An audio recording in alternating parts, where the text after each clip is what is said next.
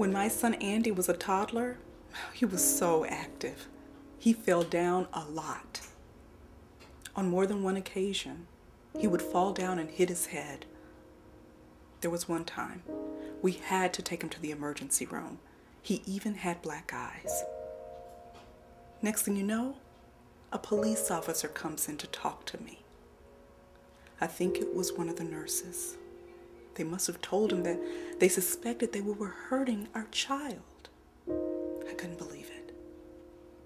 Oh, on one occasion, children's services were even called. We were actually visited at our house by a caseworker. I told her, our son has hemophilia. I even showed her the factor in the refrigerator. Of course, no charges were filed, but to think that someone came to my home to say that I was hurting my child, that's not something you get over too easily.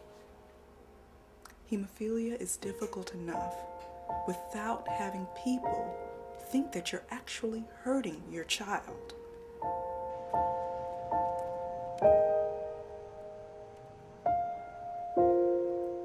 When I was a kid, I moved a lot, so I've been treated in many different ERs. At every visit, doctors have insisted that the injured area needed to be x-rayed. I have walked out after the infusion in order to avoid unnecessary treatment. But after living with hemophilia for 30 years, I know which treatment makes sense and which doesn't. One day when my son was about 15 months old, he woke up from his nap and he didn't want to stand up. So we tried to stand him up and he was crying. He was holding his right knee. So we knew that even though there wasn't any obvious swelling, we knew there was a bleed. We lived several miles away from the hemophilia treatment center. Our nurse was on another case. The doctor was out on vacation, so we had no choice. We had to take him to the ER. We had not yet learned how to infuse. We had brought our own factor and an explanatory letter from the treatment center, from the hemophilia treatment center.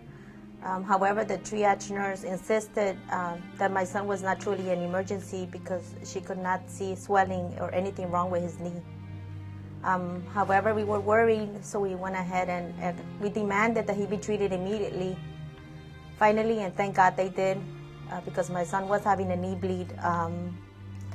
It's really important that your doctor knows and that you speak and let them know how important it is. With hemophilia, the procedure is to treat first and then diagnose.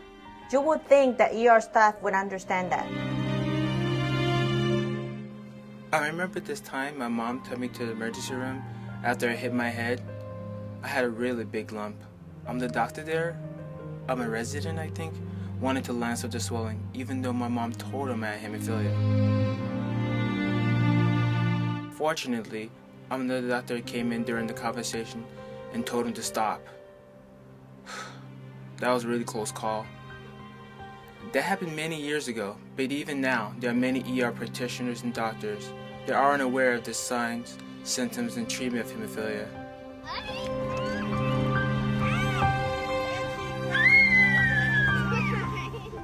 My 3 children and I have von Willebrand's disease and an intrinsic platelet dysfunction.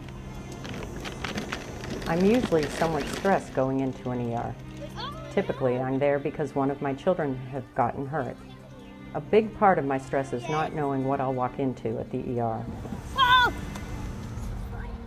Our hematologist has instructed me to bring them to an ER whenever they have a head injury due to the greater chance of a head bleed. But more than once, I've been told by medical personnel that children are always banging their heads and not to get so worried.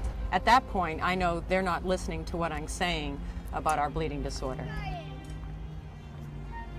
I'm not being an overreacting hysterical mother, but a mother who has a reasonable response to a potentially serious medical issue. I go to the ER because I need the staff's help and expertise, but I also need them to respect my years of knowledge and experience with our particular bleeding disorder and how it manifests, because each case is different.